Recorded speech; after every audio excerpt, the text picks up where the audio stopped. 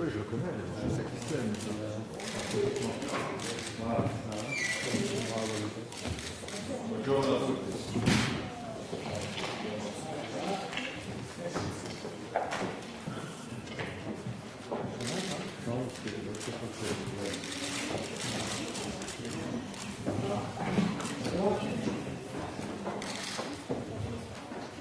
Bonjour, je vous remercie d'être en nombre ce matin pour venir écouter la prise de position du Conseil fédéral sur la prochaine votation sur l'article constitutionnel pour la prise en compte des médecines complémentaires, objet de la votation du 17 mai prochain. Je passe la parole à Monsieur le Conseiller fédéral Pascal Couchepin qui vous présente la position du Conseil fédéral. Mesdames, Messieurs, tout d'abord, je vous remercie d'être présents. On me dit que l'un ou l'autre d'entre vous était malheureux que cette conférence de presse se tienne si proche des vacances de Pâques. Je dois dire que, dans mon esprit, venant de Valais, j'oublie toujours que le vendredi saint est férié dans les cantons protestants. Et je m'apprêtais à travailler d'ailleurs demain aussi.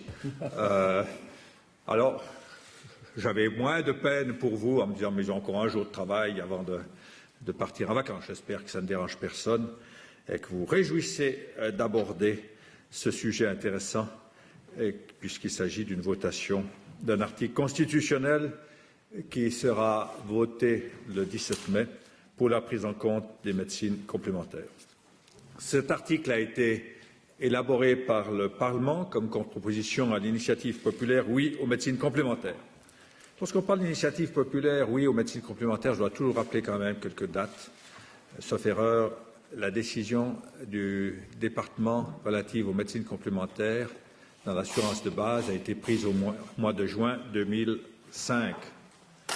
Et l'initiative populaire a été lancée au mois de septembre de l'année précédente.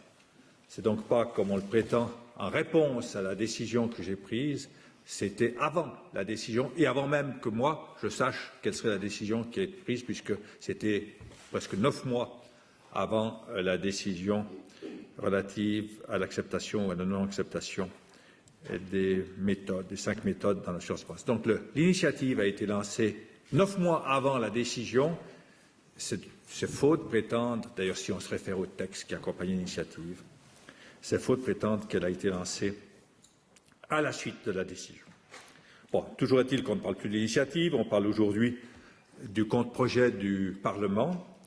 Le contre-projet du Parlement reprend une partie des préoccupations de l'initiative et notamment demande que la Confédération des cantons, dans les limites de leurs compétences respectives, prenne en compte les médecines complémentaires dans le système de santé. Je crois que le point essentiel de différence entre les deux, l'initiative et le contre-projet, c'est qu'on a supprimé le terme « prise en compte complète ». Mettre sur pied d'égalité, ce terme a été supprimé.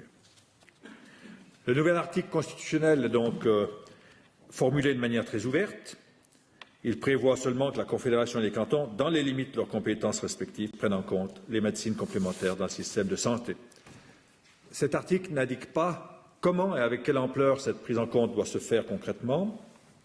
C'est pourquoi, si l'article est accepté, les autorités compétentes aux différents niveaux, fédéral, cantonal, doivent décider dans quel domaine du système de santé il faut prendre des mesures particulières en faveur des médecines complémentaires.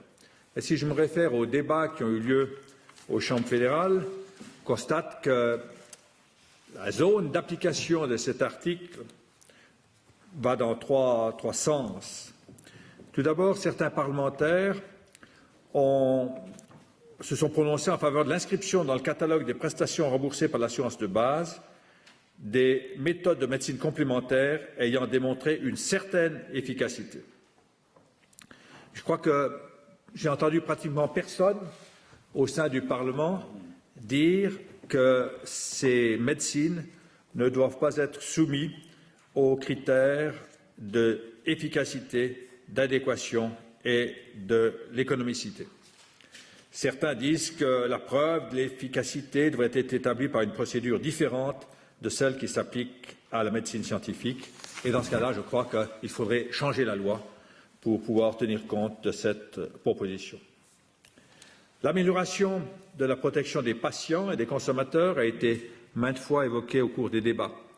On a maintenant aussi des discussions sur les chiffres. On a des chiffres qui datent de 2004. Dans l'assurance de base, en 2004, sous le critère express des 5 méthodes complémentaires, il y avait pour environ 25 millions de francs de factures, mais probablement qu'il y avait aussi d'autres prestations qui n'étaient pas facturées sous ce terme-là.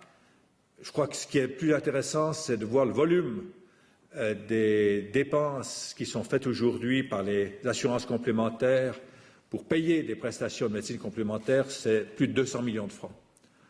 Par conséquent, ce chiffre de 25 millions, qui est probablement largement sous-estimé, qui date de 2004, et le chiffre de 200 millions de francs, qui est peut-être plus complet que ce qui serait pris en charge si l'assurance devait reprendre en charge, à la suite d'un changement de loi, reprendre en charge les 5 méthodes qui ont été supprimées de la liste.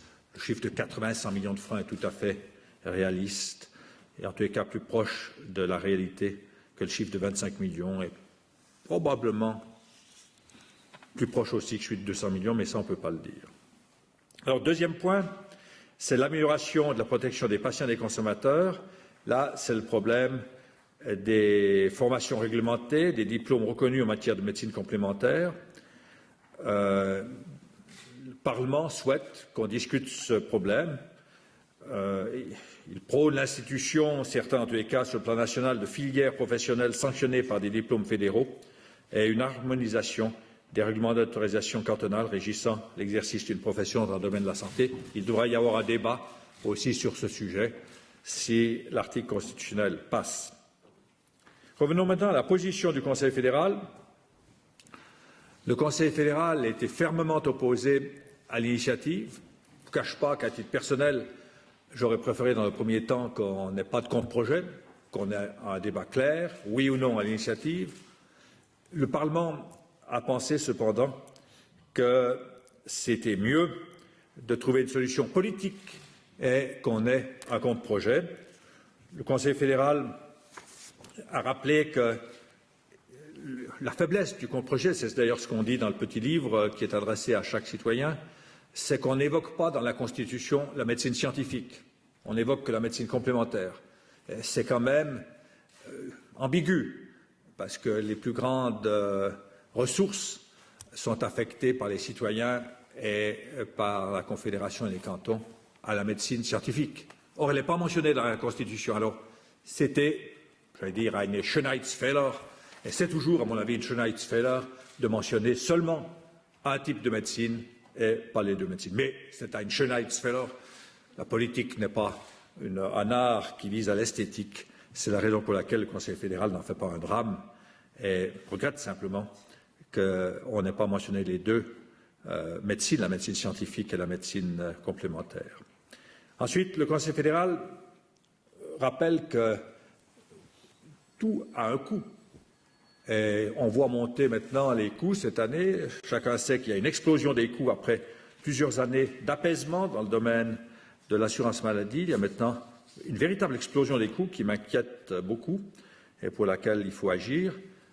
Tout ce qui ajoute des coûts supplémentaires est vu avec scepticisme par le Conseil fédéral. Scepticisme, ça ne signifie pas qu'on n'accepte pas des modifications dans le système. Tout bien considéré, le Conseil fédéral se rallie à la majorité du Parlement et recommande au peuple et au canton d'approuver le projet de prise en compte des médecines complémentaires. Il le fait avec le sens politique qui incombe à l'exécutif et nous prenons position, et nous ne nous abstenons pas, nous prenons position parce que le Conseil fédéral prend position. Je crois que c'est juste, il doit prendre position. Maintenant, lorsque l'article constitutionnel sera voté, bien, il devra y avoir un débat sur les conséquences pour les 3 principaux domaines que j'ai mentionnés, l'assurance maladie, le problème des médicaments et la formation. Il appartiendra aux organes compétents au niveau fédéral et cantonal de décider des mesures à prendre concrètement en faveur des médecines complémentaires. Le problème, c'est qu'il y a une loi et naturellement, on ne peut pas renoncer à appliquer une loi la loi sur l'assurance maladie qui prévoit les critères d'efficacité, d'adéquation et d'économicité. Donc un article constitutionnel n'a pas un effet direct. Il faut changer les lois si on pense que les lois doivent être appliquées en fonction d'un article constitutionnel. Si on veut renoncer à appliquer ces critères pour les médecines complémentaires, il faut changer la loi, ce qui est possible, naturellement, c'est une question du Parlement. Madame Sommaruga a appelé au changement du ministre aussi. Je crois que la Constitution n'appelle pas des changements de ministre, c'est des changements de la loi qui sont quelque chose de plus adéquat en matière d'institutions politiques. C'est pour ça que j'ai répondu à l'heure des questions à M. Steyert que même si l'article constitutionnel est appliqué, on appliquera la loi. Et je crois savoir que des spécialistes des médecines complémentaires ont refait une demande et veulent se soumettre aux critères d'efficacité, d'adéquation et d'économicité. Et on les jugera suivant ces critères tant que la loi n'est pas changée. Mais c'est possible que la loi change si le Parlement considère que c'est une conséquence nécessaire de l'approbation de l'article. En conclusion, je dirais que ma position personnelle est la suivante. Durant ces années passées à la tête du département, où j'ai souvent eu l'occasion de discuter avec des médecins, des spécialistes, on me dit on ne connaît qu'une part minoritaire du fonctionnement de l'être humain. Et c'est vrai. Certains disent, mais c'est probablement plus une sorte de provocation, certains disent on ne connaît que 10% du fonctionnement de l'être humain. Personne ne peut dire combien on connaît. Mais enfin, c'est vrai qu'on ne connaît qu'une partie du fonctionnement de l'être humain. Par conséquent, parmi les idées nouvelles, personne ne peut dire qu'il n'y a pas une idée nouvelle qui sera considérée avec le temps comme trésor commun de la science. Par conséquent, il faut être très prudent à l'égard des jugements sur les gens qui ont des idées alternatives en matière de santé. Mais ça ne signifie pas, parce que vous avez une idée alternative, qu'elle deviendra bonne dans 5, 10 ans ou 20 ans. Par conséquent, il faut s'en tenir aux critères qui sont ceux de la loi, à mon avis, sauf si le Parlement décide autrement. Et personnellement, je reste comme citoyen convaincu que les médecines complémentaires appartiennent au domaine de l'assurance complémentaire. Mais nous respecterons naturellement la volonté populaire et la loi si elle est modifiée. Mais si la loi n'est pas modifiée, on jugera, et c'est les spécialistes qui jugeront de l'efficacité de ces méthodes. Voilà. Je suis prêt à répondre à vos sympathiques questions. Madame. Parce que l'examen, je me demande si on ne se répète pas, parce que l'examen... Excusez-moi. C'est bon. Je dois poser. L'examen de l'efficacité et de l'économicité de ces 5 disciplines a déjà eu lieu, sauf erreur, et elle a abouti à la décision que vous avez prise en 2005.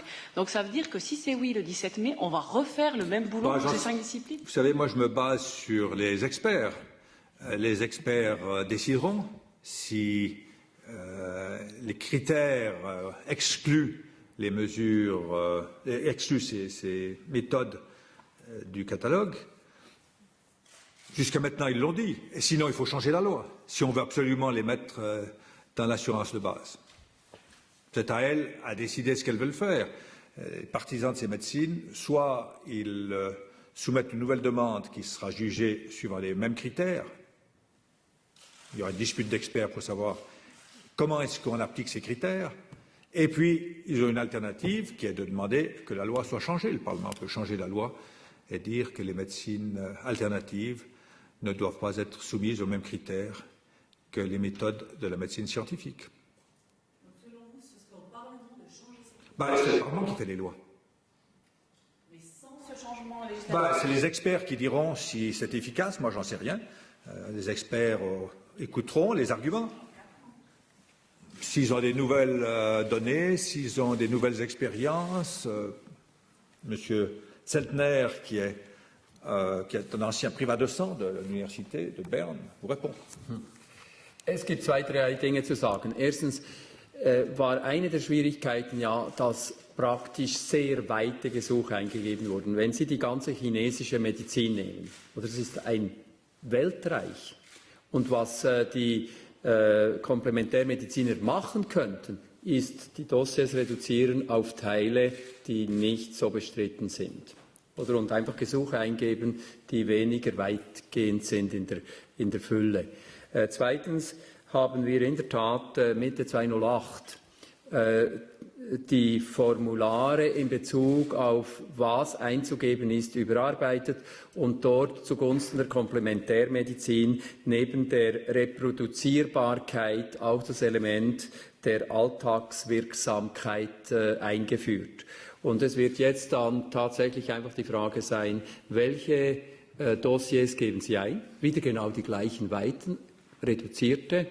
Und wie reagiert die Kommission auf diese Dossiers, wissend, dass die WZW-Kriterien etwas präzisiert wurden? Autre question?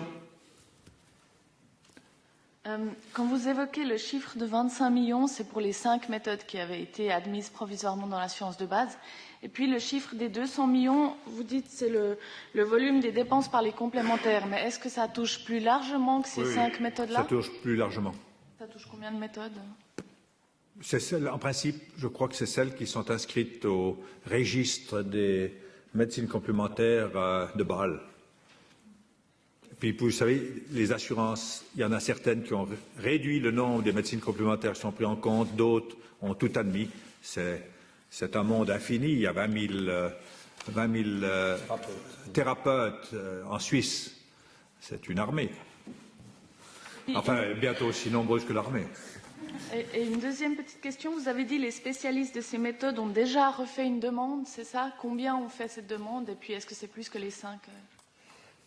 Der Stand der Dinge ist so, die 4 der 5 Methoden, nämlich die chinesische Medizin, Phytotherapie, Homöopathie und anthroposophische Medizin, haben ein sogenanntes Vorgesuch gestellt. Das bedeutet, dass sie gesagt haben, wir haben ein Interesse, diese Methoden wieder evaluieren zu lassen. Diese Vorgesuche sind jetzt im Stadium, dass wir den entsprechenden Gesuchstellern zurückschreiben und sagen, welche zusätzlichen Unterlagen sie vorbereiten müssen, dass diese Gesuche überhaupt behandelt werden können. Und in diesem Stadium sind wir jetzt. Autre question?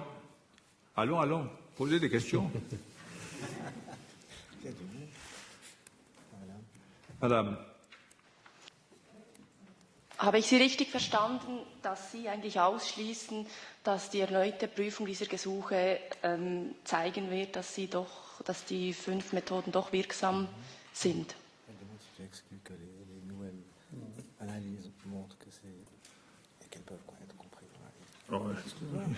Wenn es gibt Experten, Entschuldigung, ich habe nicht ganz verstanden, aber wenn es gibt eine Expertise, ich warte auf das Resultat der Expertise und zu beurteilen. Ich schließe nicht aus, aber ich will Tatsachen wie heiliger Thomas und nicht Behauptungen haben.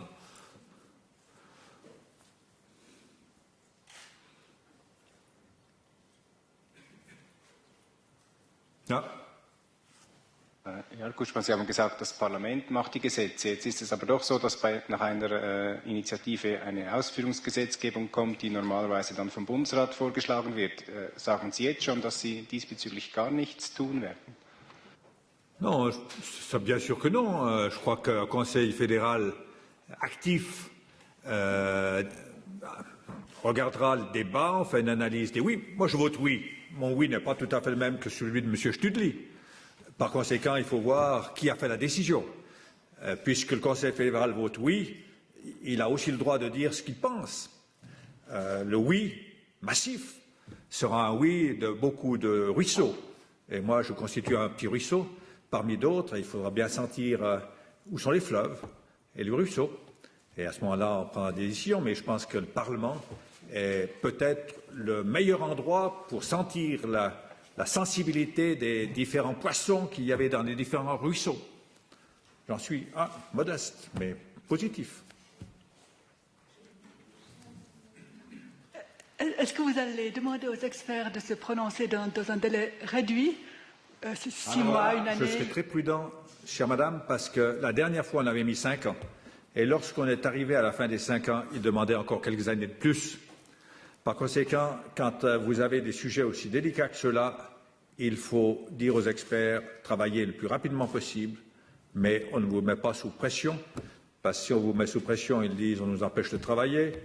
Si on ne les met pas sous pression un petit peu, ils disent on a tout le temps. Je pense qu'il faudra être très très prudent et laisser les experts travailler à leur rythme, de telle sorte qu'il n'y ait pas de dispute à la fin sur le résultat de l'expertise. Mais après 5 ans, j'ai pris la décision parce que la période d'essai se terminait en juin 2005. Et si on voulait maintenir la période d'essai, il fallait prolonger la période d'essai. Et je le dis sur la base de 5 ans de boulot. Maintenant, on doit pouvoir prendre une décision, mais il semble que certains disent qu'il aurait fallu attendre encore quelques temps. Alors soyons prudents en matière de délai. Oui. Est-ce que pour vous, ce contre-projet, en inscrivant les médecines complémentaires dans la Constitution, risque de prétériter la médecine normale à partir du moment où la FMH est elle-même divisée? Est-ce que vous pensez que ça peut... Non, je ne pense pas. J'ai dit que c'était une Schönheitsfehler de mentionner seulement un type de médecine, alors que le plus grand effort et le plus grand potentiel de la vie de la majorité des gens réside dans la médecine scientifique.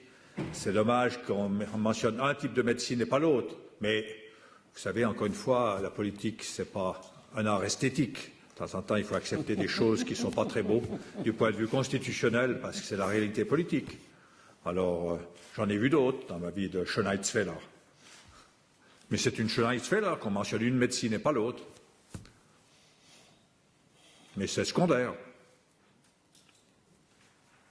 Autre question? Oui, madame?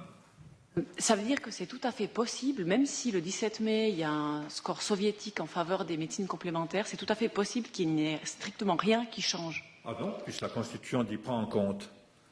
Alors, on va avoir un débat et on va voir comment on prend en compte. Non, nous sommes respectueux de la volonté populaire. Si on dit prend en compte, ça doit avoir des conséquences. Lesquelles? Justement, ce sera l'objet du débat. Il faut sentir quelles sont les forces qui ont contribué au oui, et puis quelles sont les solutions qui sont mehrheitsfähig. J'ai lu ce matin le résultat d'un sondage qui dit par exemple que la majorité des gens sont, ce qui ne me surprend pas puisque j'en suis, 63% voteront, 67% voteront oui à l'article constitutionnel. Par contre, une courte majorité relative dit que seulement ça devrait être à la charge de l'assurance complémentaire. Donc, c'est délicat d'interpréter la volonté populaire dans ce cas-là, et il faut le faire avec finesse, et en voulant respecter la volonté populaire, et pas d'un groupe militant pour ou contre, mais en respectant la volonté populaire, et pas d'un groupe militant pour ou contre. Une des revendications du comité pour les médecines complémentaires, c'est que ces méthodes aient leur place dans le cursus académique. Qu'est-ce que vous en pensez? Ça, c'est le canton qui doit prendre des décisions, c'est la CUS qui doit prendre des décisions.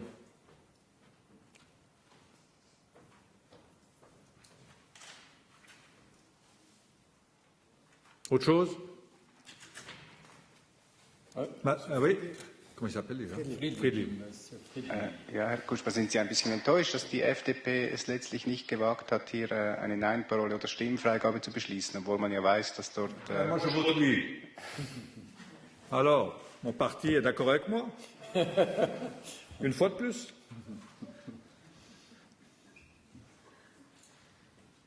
Je remarque aussi qu'il y a des sections qui disent autrement, mais c'est un parti libéral dans lequel il n'y a pas de discipline militaire. Et il n'y a pas un chef qui dit oui ou non. Mais on est en harmonie, une fois de plus.